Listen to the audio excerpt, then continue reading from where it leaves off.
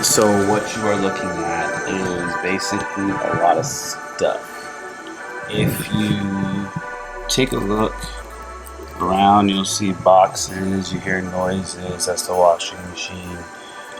We are moving. This is just a very quick look at what it could possibly look like if you're moving places and you're an expat. I personally am not responsible for all of this organization. That would go to my wife. I apologize for the noise. It is very loud. At home, and I'm going to be trying to manage and talk to some of the movers and make sure everything goes smooth.